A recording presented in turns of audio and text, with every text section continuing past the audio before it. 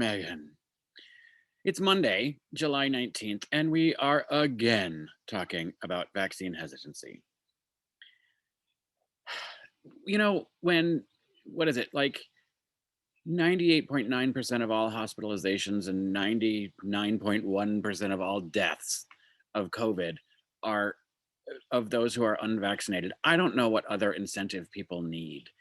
So this is an exhausting conversation, trying to, you know, get people to not only take care of their own health and safety, but the health and safety of everyone else around them.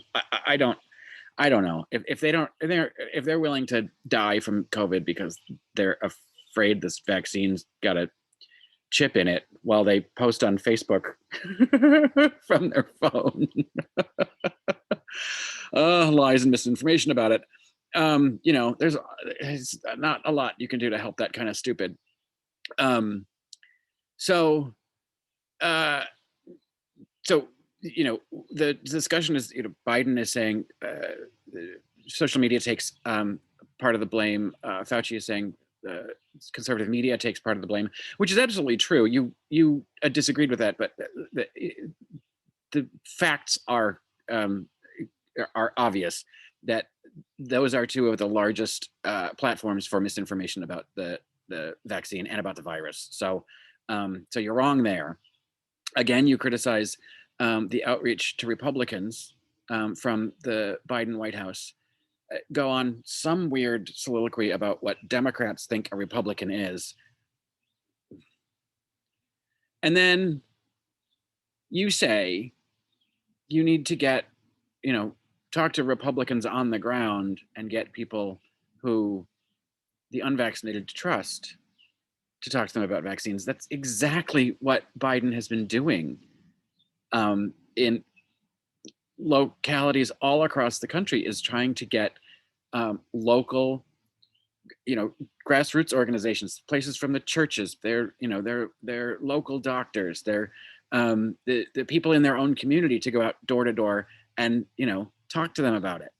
That's what he's been doing. While you've been ranting about the fact that he didn't pick you to do a PSA. God. And by the way, Madison Cawthorn on Twitter over the weekend or at some point was putting out a big socialism warning that they can't believe the United States government is putting together a system that can, deliver a message to you door to door. That's the Postal Service. He's such a moron. You did get one thing right today about the Olympic Village in Tokyo. That looks super cheap. It's incredibly, I think, disrespectful to the athletes, and they're going to have sex no matter what. There is downtime at the Olympics. You can linger when your events are over. So some of the athletes who's didn't make the finals, or they can still linger around and fuck like bunnies. The Olympic villages are usually hotbeds of sexual activity. But then we talked about, the fucking Real Housewives. And you're such a moron. You're such a privileged little, and you just don't see it. It was brilliant to watch your little segment to say, I watch this for escapism. I don't want to talk about politics or racism or, and then to have Sunny follow it up with exactly why what you just said comes from such a place of privilege.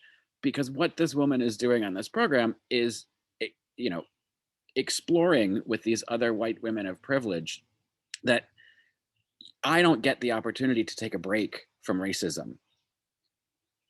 So, you want your 45 minutes of escapism, but you're missing the point of probably what the producers are trying to do. And you could probably call Andy Cohen and talk to him about it instead of making this a segment on The View, because you seem to think that you're besties, which is, that's a mark on Andy Cohen's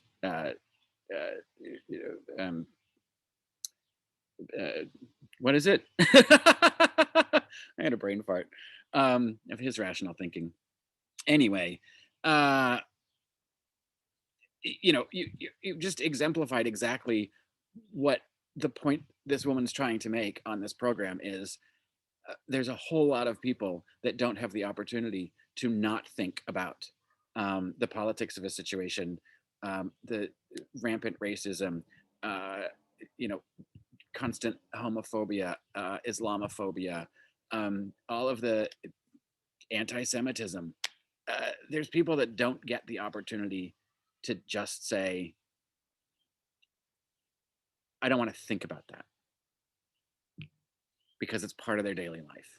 And you just perfectly summed up your own privilege and the fact that you're completely unaware of it. So good job, Megan.